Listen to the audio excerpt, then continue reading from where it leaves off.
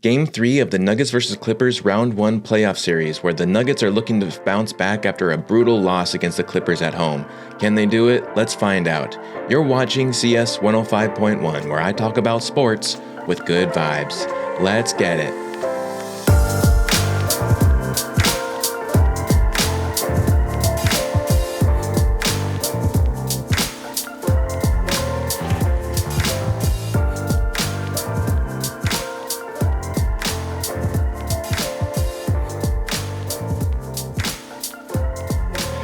How's it going, everyone, and welcome. I'm CS Chandler, here for another take of Nuggets basketball.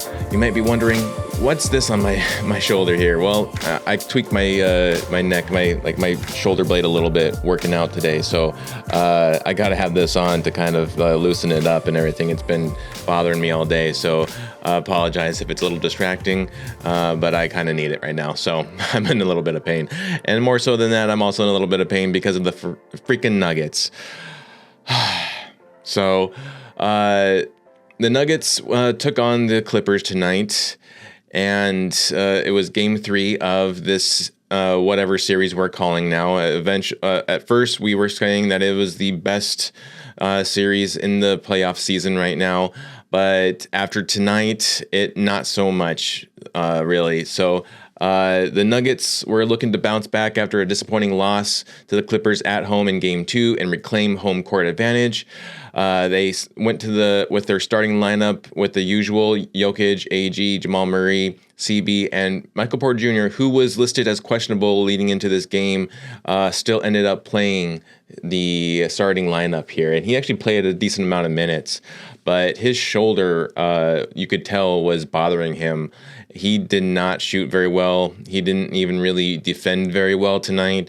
He pretty much should have just not played.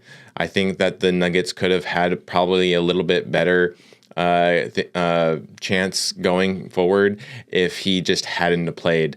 So the Nuggets were in their white jerseys, the Clippers in their blue jerseys, and the Clippers got a blowout win against the Nuggets. Freaking shit. 117-83, 34 fucking points. God damn it. This is really painful, and I'm trying to be positive right now, but man, that really freaking sucked. I'm so upset at the Nuggets right now. I'm so upset at David Adelman. I'm so upset at Calvin Booth, at the Cronkies. Like, you had a championship winning team, and you threw it away because you couldn't afford the second apron. Like, screw the frickin' second apron. I don't care if we never win a championship for another 50 years. If we win 3 in a row, it'll be worth it. Like, why? Why, Cronkies, did you get rid of Michael Malone? Why, Calvin Booth, did you let Brucey B go and KCP go? This is so freaking annoying. I am so freaking upset at the Nuggets right now, man. And it just...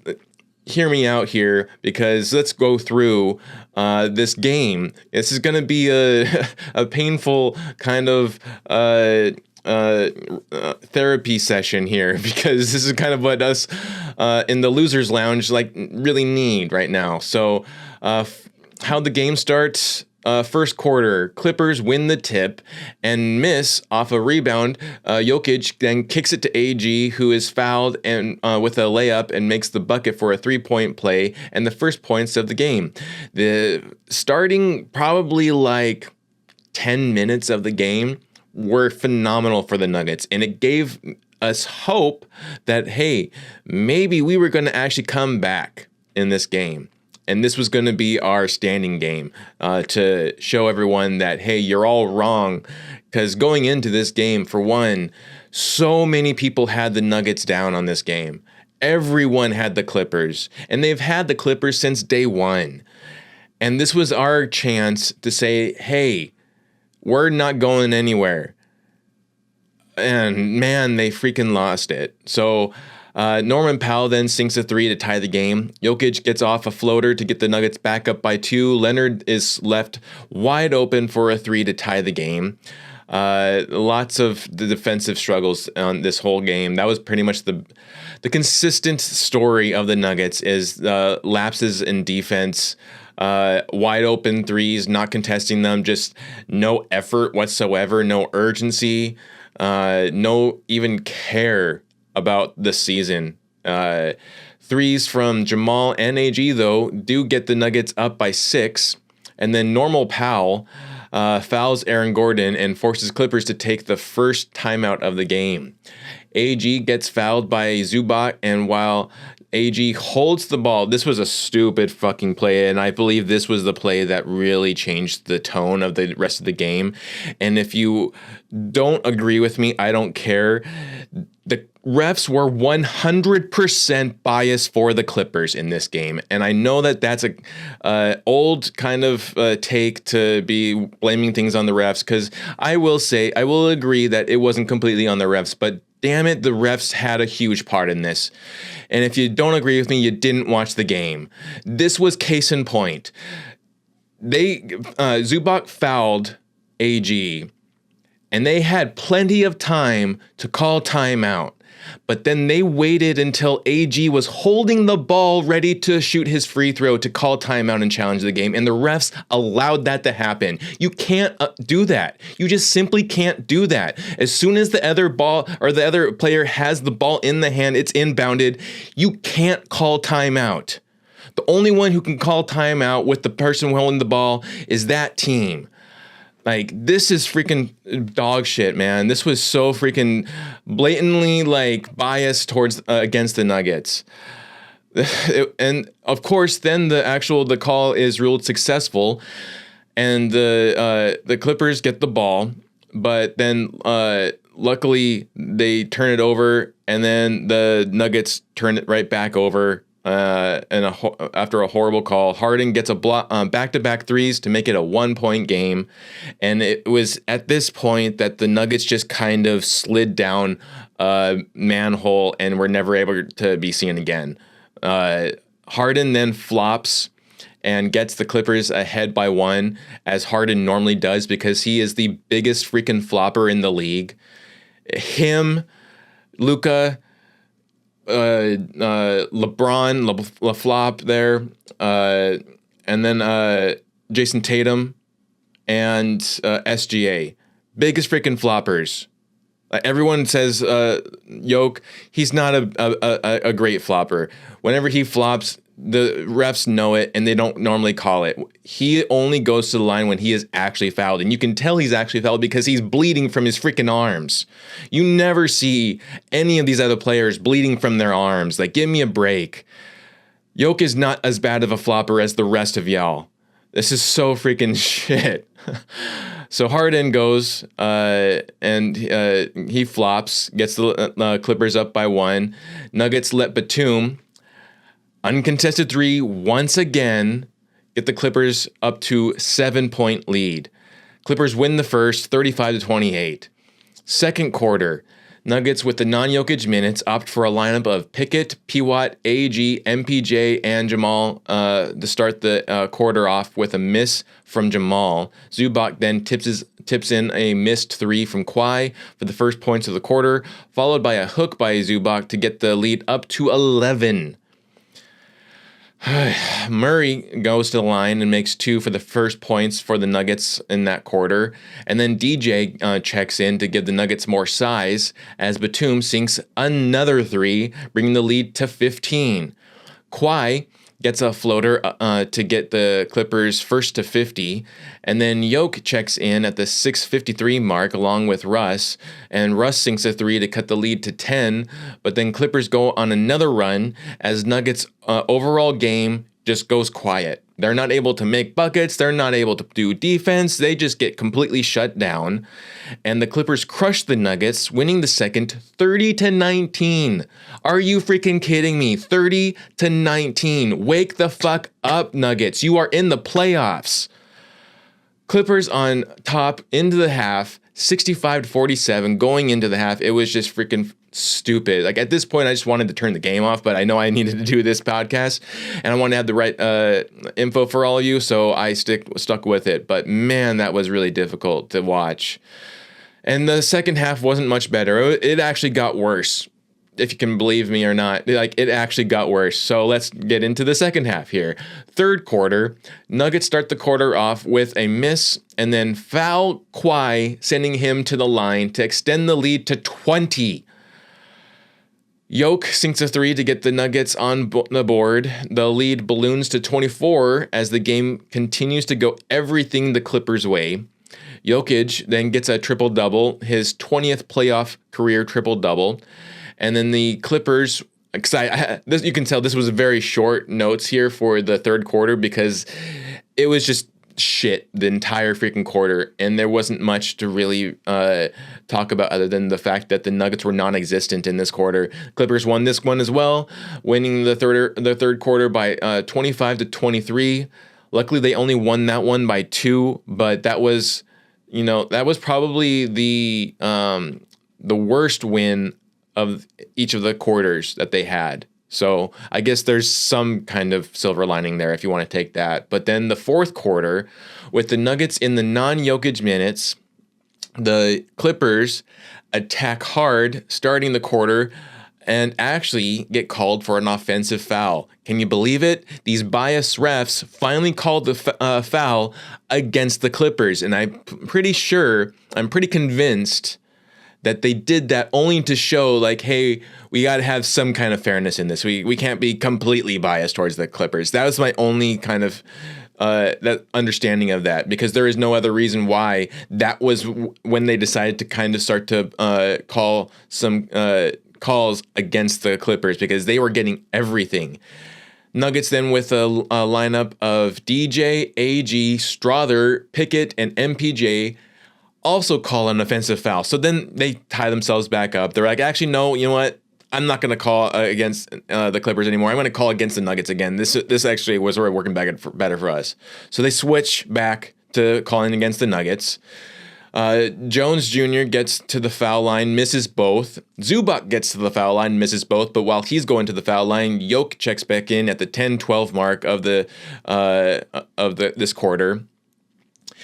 And Jokić gets a layup for the first points of the quarter. Derek Jones Jr.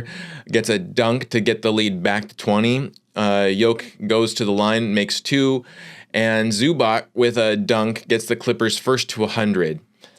And then it just went further downhill from there, as you can tell. They checked the starters out at the 5-minute mark. They already waved the white flag. Man, I don't know what's up with these last 2 seasons.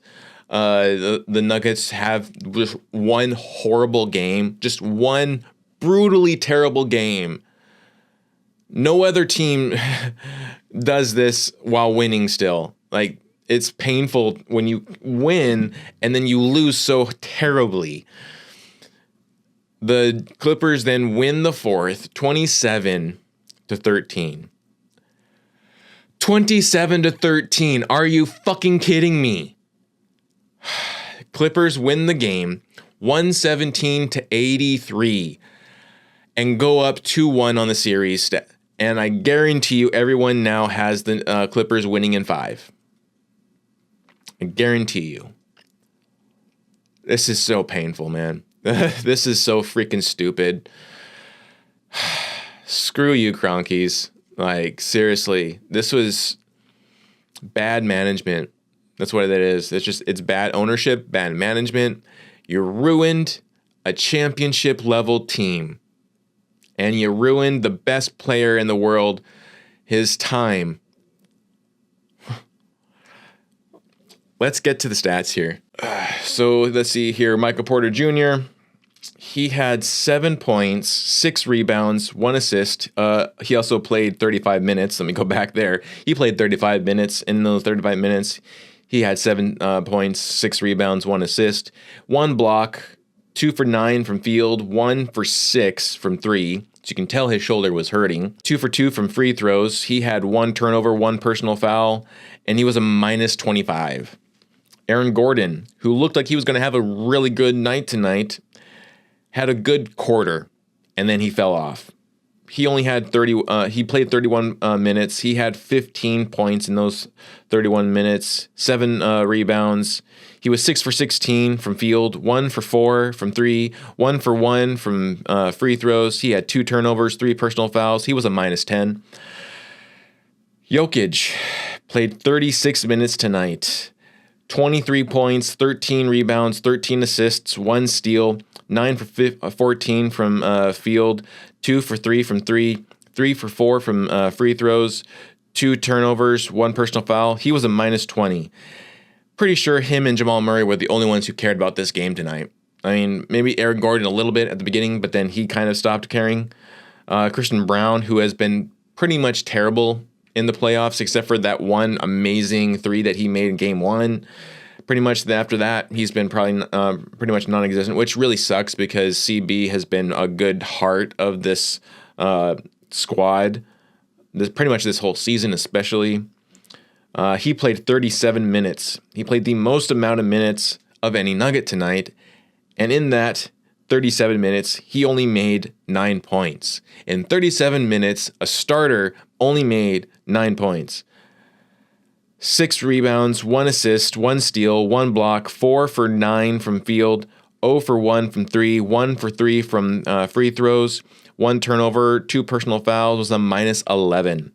Jamal Murray played 36 minutes tonight, 23 points, 4 assists, 1 steal, 8 for 15 from free throw or from field, 1 for 4 from 3, 6 for 6 from free throw, and then 3 turnovers, 3 personal fouls was a -5. Westbrook, who actually left somewhere in the game because of his foot, he had foot inflammation or whatever, and he had to leave the game. He never checked back in. He only played 8 minutes tonight. He only had 3 points in that 8 minutes. He was a -16. Peyton Watson. Man, Peyton Watson needs to be better. That's just plain and simple. He needs to be better. He keeps on saying, oh, yeah, I'm going to be better. We're going to be better. We're going to crush this. I'm not worried or whatever. And he keeps on playing like he's a rookie. Pretty much he plays like he's a rookie. Even now, it's his 3rd year, and he's still playing like he's a rookie. He's still making big mistakes, big turnovers. He had 1 turnover tonight that was in the 4th quarter when the rest of the team checked out and they brought the reserves in. He was part of that, and he had a really bad turnover there. Pickett had 0 points, 0 rebounds, 0 assists. Peyton Watson was a -29. Pickett was a -23. DeAndre Jordan was a -1. So DeAndre Jordan was the highest plus-minus of the squad tonight. That's just, that's great. So freaking frustrating. So let's see the overall stats.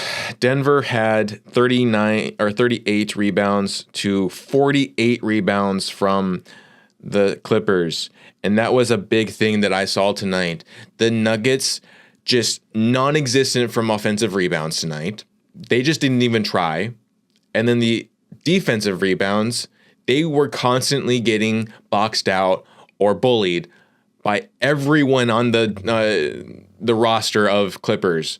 Like, it felt like they had 10 people on the floor, and yet they only had, I'm pretty sure they only had 5, but it felt like they had 10. And so they kept on getting bum rushed by everyone. And so they had 48 rebounds. Denver had 20 assists. Clippers had 26 assists. Denver had 4 steals. Clippers had 4 as well. Nuggets had 3 blocks. And Clippers had 8 blocks. Nuggets had shot 40% from field.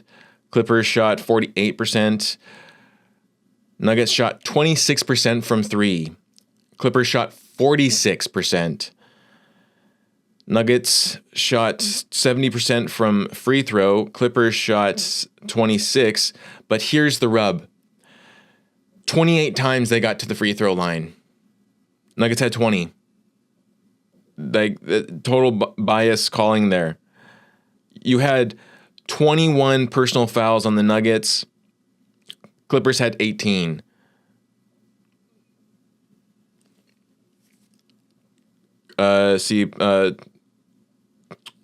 Nuggets had 16 turnovers and Clippers had 10. So this shit needs to change. They need to start playing like they actually care again. Like, it just seems like they're wanting to end the season. Like, they're all done with. Like, there's no grit on the Nuggets anymore.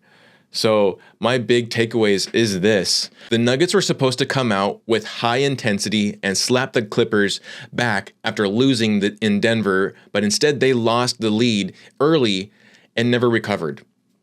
And then they just looked defeated and not like they even cared about the game anymore. And it begs the question, do they realize what's on the line here? Do they really realize what's on the line? And I'm telling you right now, what's on the line is so much more than just a chip. Like, yeah, that would be great to have a chip, but this may very well be the last time we see this version of the Nuggets. If they lose, then that's it. There's going to be major changes in the offseason. The biggest thing here to this is that I blame Calvin Booth more than anything to get rid of Brucey B and KCP. That destroyed us. Enough to not even be able to rebound from losing them. But then the Cronkies, to then get rid of Malone, was the final hit. The Nuggets just don't look like they are in the winning state of mind right now. They are beaten up and defeated, and they look like they are ready to not play together. It really sucks seeing a squad that gave you so much hope and excitement get picked apart and not look like the squad that made us all proud to be Nuggets fans. They have to win the next game. That's just simple. They have to win the next game, or else this series is done for. I hope they come back ready to fight and get gritty next game. Get dirty if you have to. Other teams are doing it, so why not the Nuggets, you know? Gotta be more desperate now. Desperate times are calls for desperate measures. So I'm like, you see so much desperation from other teams. You saw it from the Clippers in game 1. Jeff Van Gundy was holding the ball when he's not supposed to be holding the ball.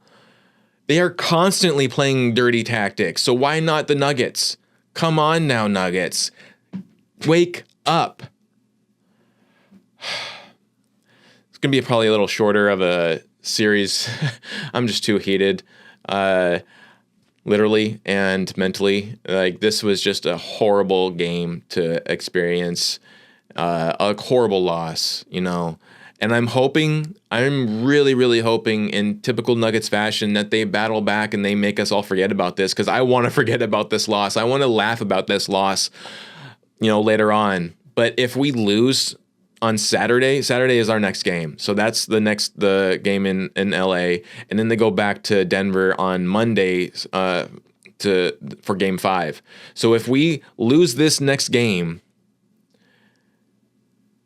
and then they manage to battle back, and then they would have to win game 5, 6, and 7. They would have to win 5, 6, and 7. Like, that's just, I understand that they're very clutch, but this is just getting ridiculous. You can't rely on the clutch all the time. You can't. You just can't turn it on. Jokić said it best. You cannot turn it on. It is what it is right now, unfortunately. Like, you have to develop good habits. And that started from the beginning of the season. Actually, before the beginning of the season. That starts at the end, or the start of the off season from last year. But then you have guys going and celebrating, or, you know, just chilling out and not doing the work on the off season, while the other teams are battling to come back into the season better than ever. That's why you had the Cavs with a chip on their shoulder after losing. Then now they're the 1 seed, and now they're actually contending for a title this season. Same thing with OKC. They were the 1 seed last season, and they got a second round exit. They came back and they're like, okay, we're gonna lead by 14 games. Demanding, and now they're 3-0. They now have Memphis 1 game away from getting swept. And they were actually down 50 in their game tonight, and yet they managed to battle back. They managed to battle back by 50 points. Where's the freaking Nuggets? They were down by 20. OKC's doing it by 50. You can't do it by 20? You can lose 20 points easily in the 7th game series, but you can't win by 20? Give me a break, Nuggets. The only positivity I can see from this is that this will hopefully slap some reality in their faces right now, get them all fired up to come into Saturday's game and play their lives. This is life or death now for them, pretty much. They're either going to play hard and they're going to win and they're going to continue to be a squad that we all know and love, or that's it. And Jokić gets some new teammates next season. Pretty much. That's pretty much what's going to happen. Losing Malone was a pretty much indicator that things are going to get shaken up if they're not winning a chip right now.